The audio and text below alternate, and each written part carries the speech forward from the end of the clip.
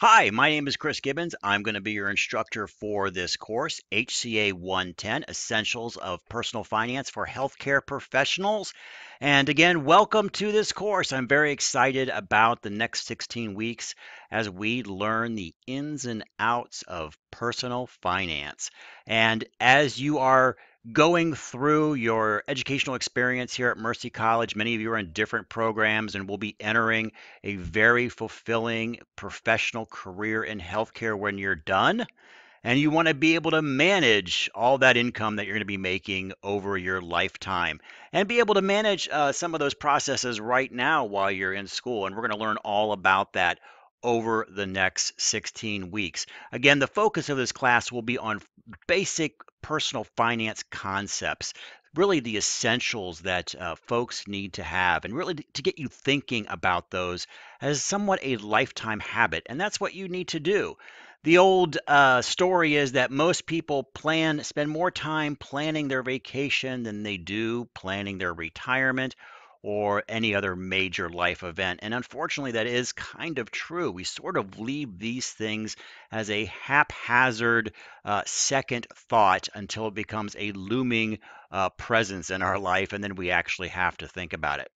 The good news is this stuff is relatively easy to do.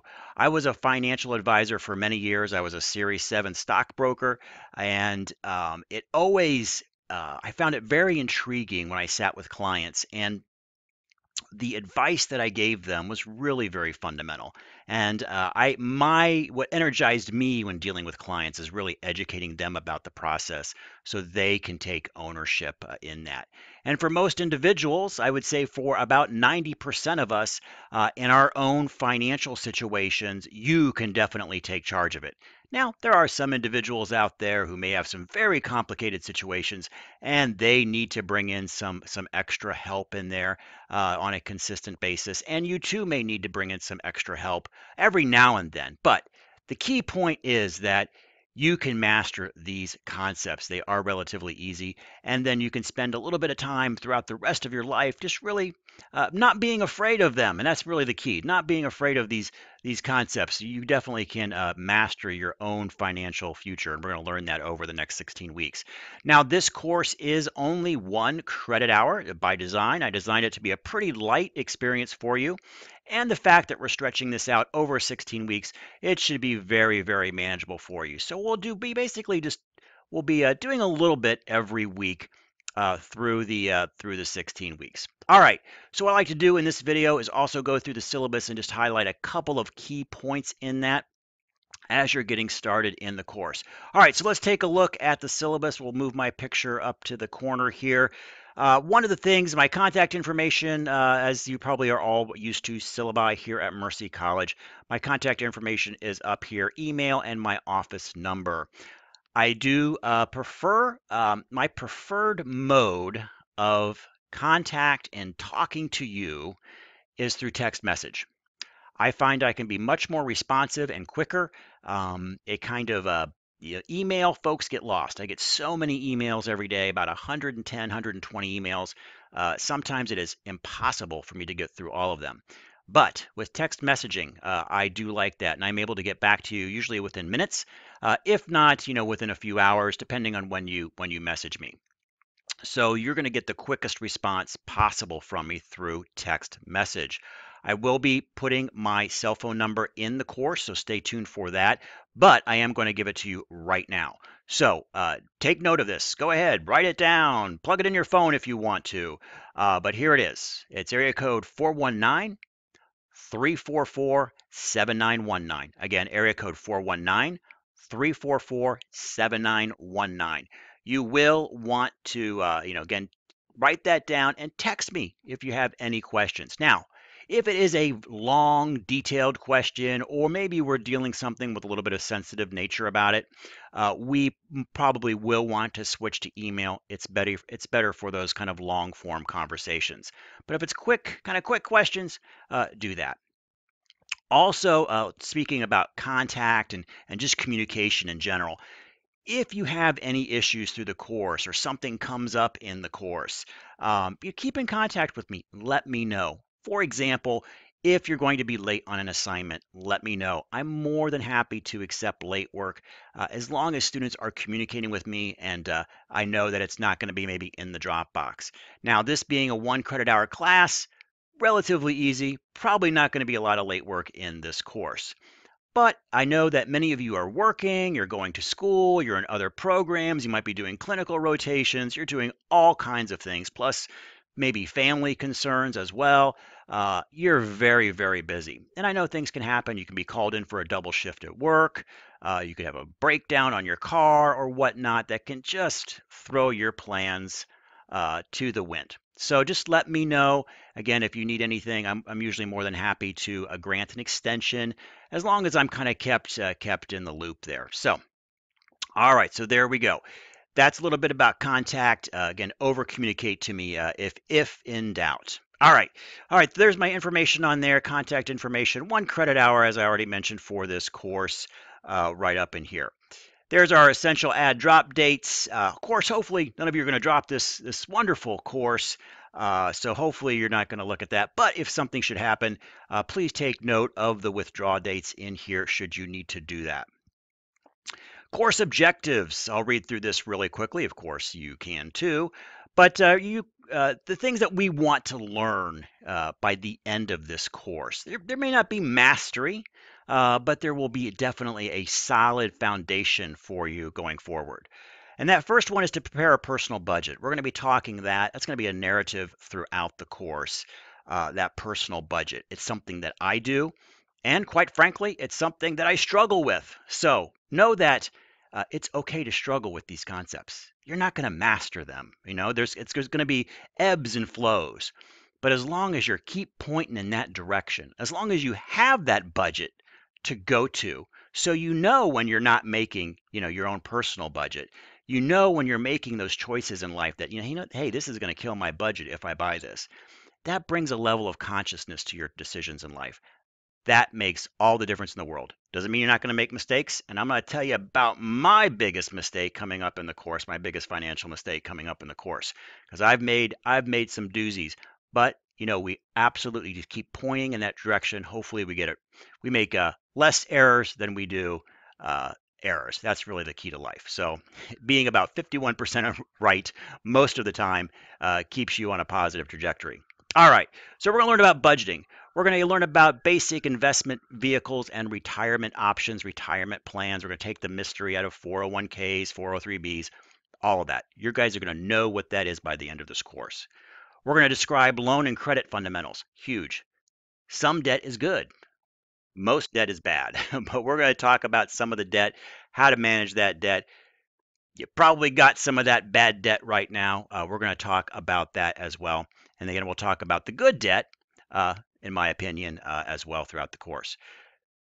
We're going to be able to plan for major financial events. What are those? Well, for most of us right now, including myself, is education. I'm in a program, which you can read about on the homepage in this course. All of you are in a program, and very few of us are paying out of pocket. So educational, we're going to learn how to those basics for educational financing. We're going to learn about career planning. I think that's essential as well. What kind of choices are you going to make in your career? And it's not always about the money, and quite frankly, it isn't. I mean, it is. It is a part of it, the equation, the one that you definitely have to address. But there are other factors as well. But we're going to look at some career planning and really get you thinking about what your choices might be, and overall, what would be the financial impact of some of those choices. Again, that may not be the biggest one when you look at career planning, but it's definitely something to be aware of. And I'll tell you my career planning story as well when we get to that part. Very interesting.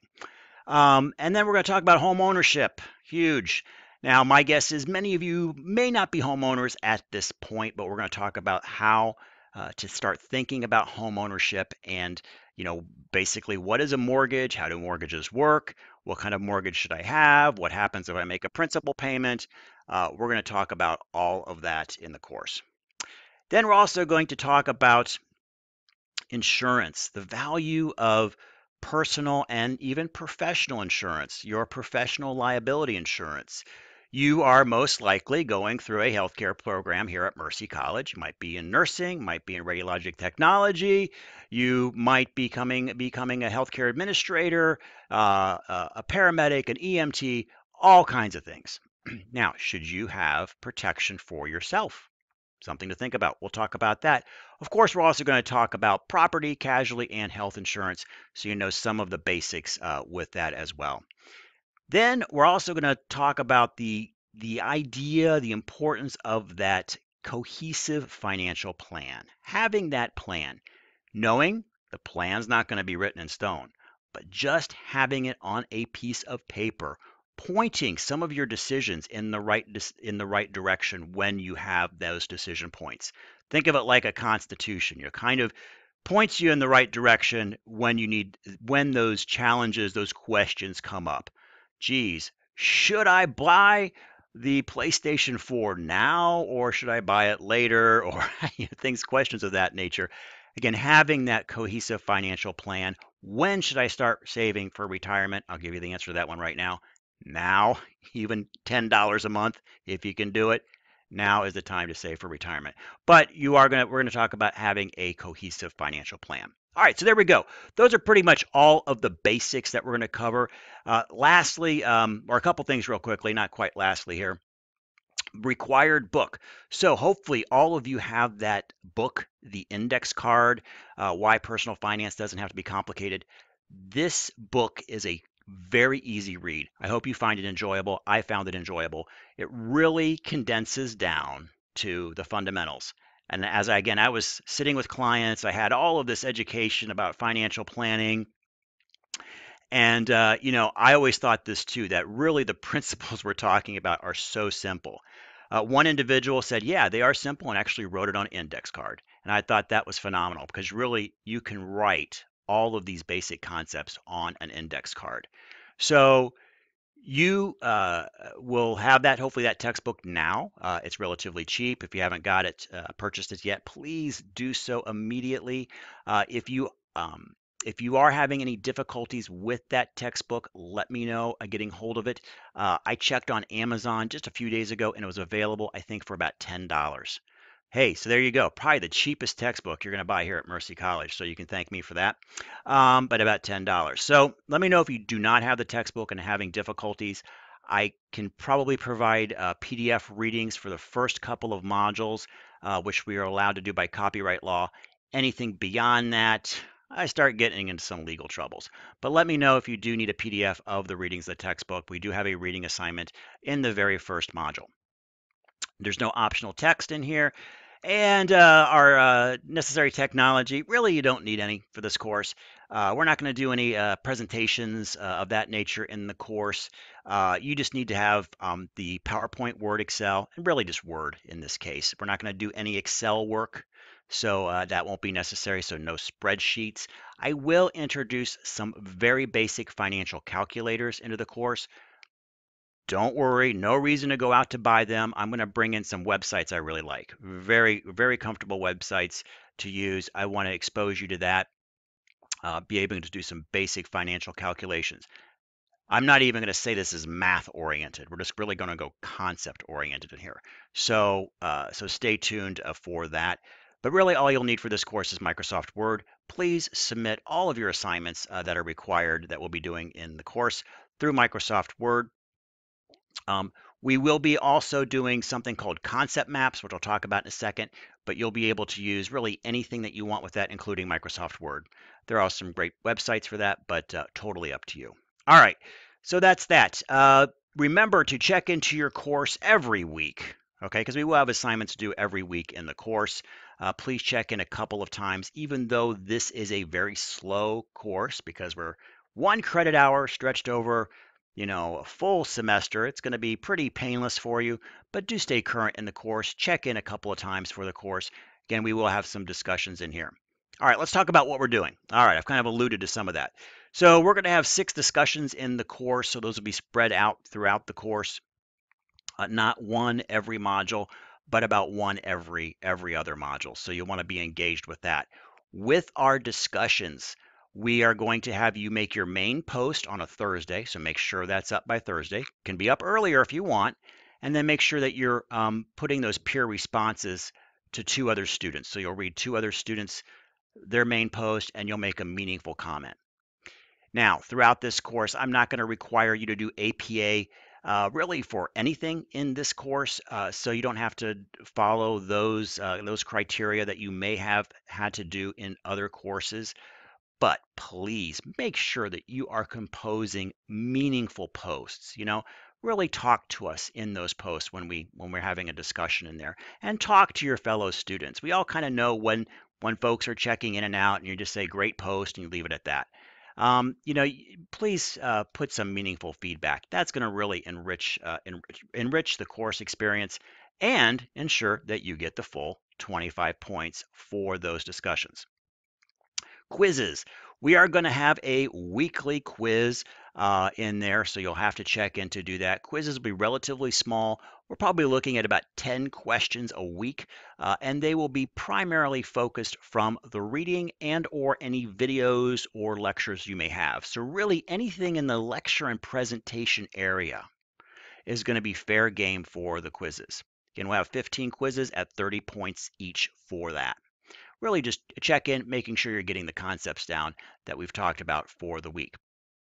Then also on here, you see concept maps. Wow, what's a concept map? Well, maybe you've heard of mind maps. You might have heard of concept maps or process maps. They're all a little bit different, but we are definitely doing what's called a concept map.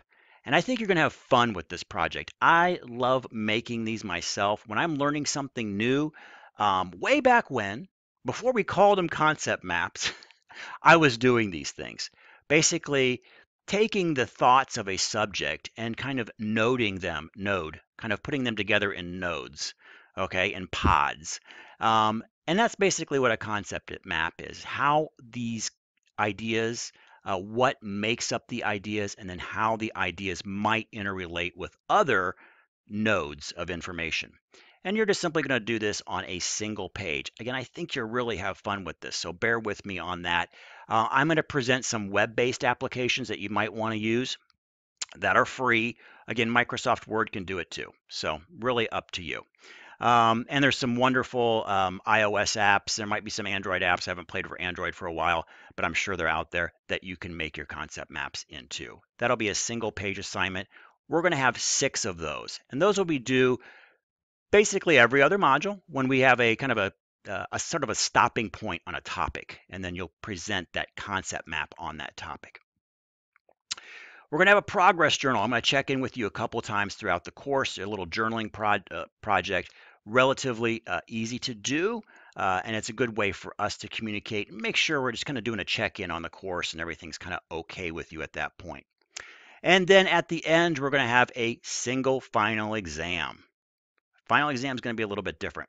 What I'm going to be asking you to do for the final is that you are going to present a single, or I should say a 2-page paper that will basically say to yourself, almost like a financial plan, if you will. We'll call it it's almost like a financial constitution. It's going to be your thoughts on the topics presented throughout the course and how you're going to apply them really from the end of this course going forward in your life. So and might put in there too. Still kind of working on this, but it's not going to exceed more than 2 pages. I may put in there a requirement that you make your own index card. So, an actual something you can carry with you. Well, no one carries anything anymore, but something that you can take your phone and take a little picture of it. And so you've got your own personal index card of the things that are important to you that you've learned throughout this course. Again, it's going to be no more than 2 pages for its entirety for this assignment. So think of it kind of like a final exam, take home, and essay format. So, but no APA required. Yay! How many classes here at the college are going to say no APA required? So I'm not worried about citing. I'm not worried about being an APA, strict disciplinarian in this course. All right, so that's kind of the basics for the course. You'll kind of see the rhythm as we go through. with a discussion on one week, concept maps on the other, and then quizzes every week. Should be very, very manageable.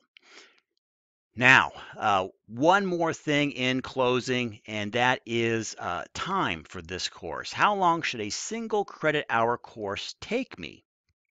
Well, this is an online course, but it really doesn't make a difference whether this was land-based or online in the amount of time that it would take you to complete this course.